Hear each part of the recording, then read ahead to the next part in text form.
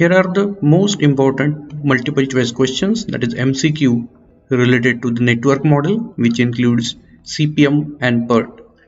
So the first question is, the objective of network analysis is to, options are, minimize total project duration, minimize total project cost, minimize project delay, interruptions and conflict, and option D, maximize total project duration. The correct answer is to minimize the total project duration. So in network analysis, we are only interested in minimizing the total project duration.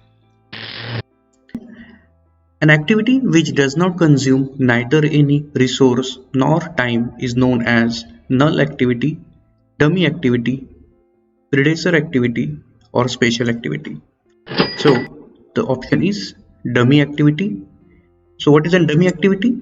Dummy activity is an activity which do not consume any resource, that doesn't require any time, and that is indicated by a dash arrow, and it is only used to make the precedence diagram meaningful or logical.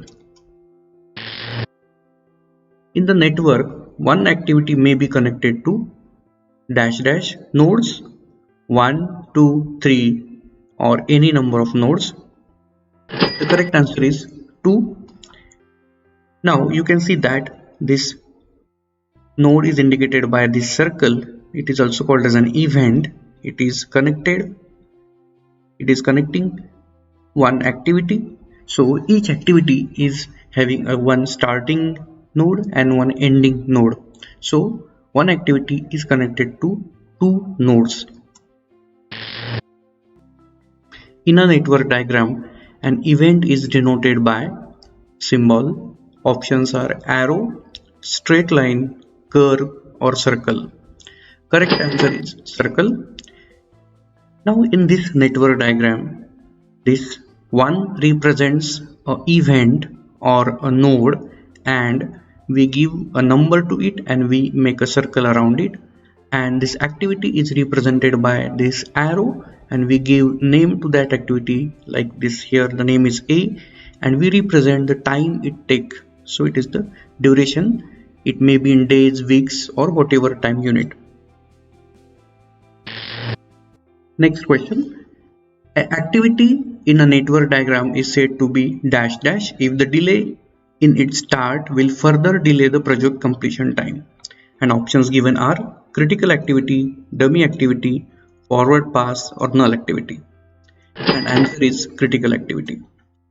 Now take a look at this network diagram. Here are 6 events, and there are A, B, C, D, E, F. These are the activities. Now you can see that there are certain activities which are indicated by this double arrow. All these activities are the critical activities, and the path connecting all these critical activities is called as a critical path. This is the duration.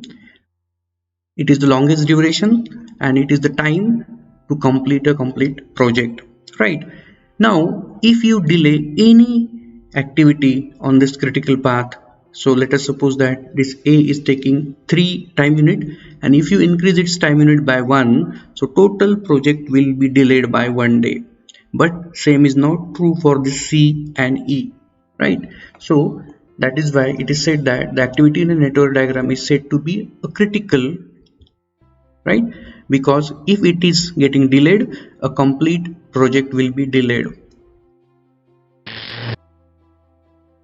Next, in a program evaluation review technique, the maximum time that is required to perform the activity under extremely bad conditions is known as normal time, optimistic time, most likely time, and pessimistic time. Pessimistic time. So PERT 3 time estimations, and those known as optimistic time, most likely time, and pessimistic time. If everything is going right, okay, and let us say one activity takes only 10 days, if everything goes right, that is called as an optimistic time. If the same activity normally takes 14 days with minor delays, it is called as an most likely time. And if everything is going wrong, and that activity is getting delayed and it takes 20 days, that is called as a pessimistic time. What is the PERT time? That is TE, or which is also called as an expected time, with optimistic, most likely, and pessimistic time estimations of 6, 10, and 14 days. And we have been given options as 5, 10, 7, and 12.